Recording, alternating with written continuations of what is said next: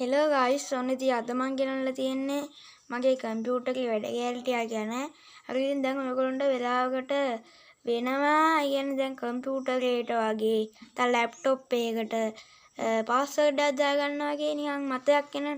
එතකොට තමයි මේක බලන්නේ. ඔක්කොම වෙල්කම් බෑක් ටු මයි YouTube channel.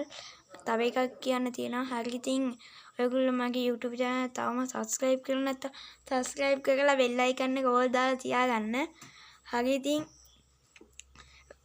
තව එකක් තියෙනවා ඒ තමයි like button එක ඔබාගෙන යන්නම.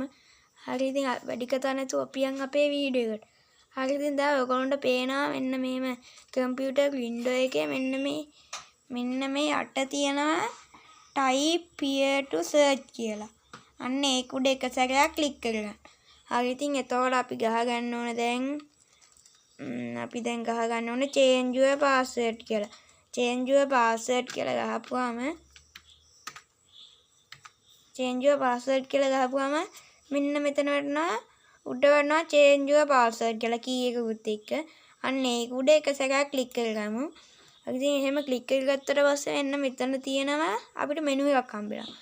මෙතන තියෙනවා මෙන්න මේ password කී එකකුත් එක්ක password එකක් තියෙනවා. අන්න ඒක උඩ එක සැරයක් ක්ලික් කරගෙන මෙන්න මෙතන තියෙන add කියලා බටන් එක. අන්න ඒක උඩත් එක සැරයක් ක්ලික් කරගන්න. හරි ඉතින් එතකොට දැන් ඔයගොල්ලන්ට ඉල්ලනවා මෙතන password එක.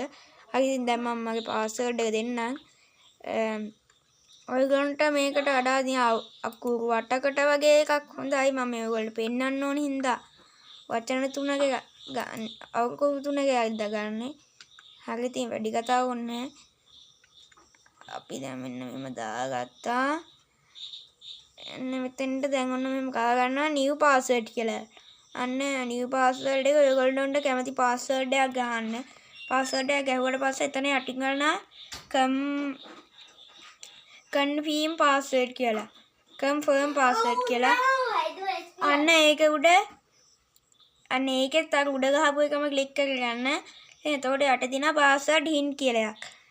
යන්න ඒක උඩ ඔයගොල්ලන්ට දැන් අපි හිතමු ඔයගොල්ලන්ට password එක අමතක කරනවා. අන්න ඒ වෙලාවට ඔයගොල්ලන්ට password hint එකක් කියන්නේ password එක මතක තියාගන්න ලේසි ක්‍රමයක් තමයි ඒකට කියන්නේ.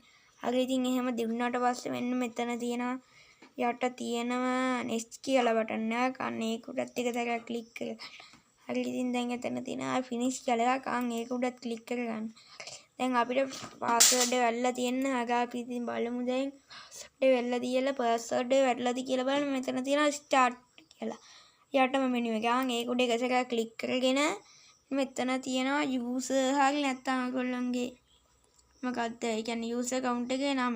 අන්න ඒක උඩත් එක සැරයක් ක්ලික් කරගෙන මෙතන තියෙනවා lock කියලා.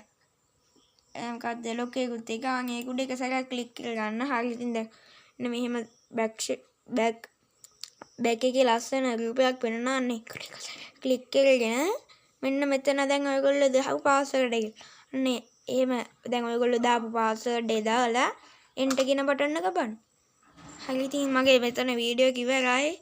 හරි අපි තවත් අලුත් වීඩියෝ එකකින් හම්බෙමු.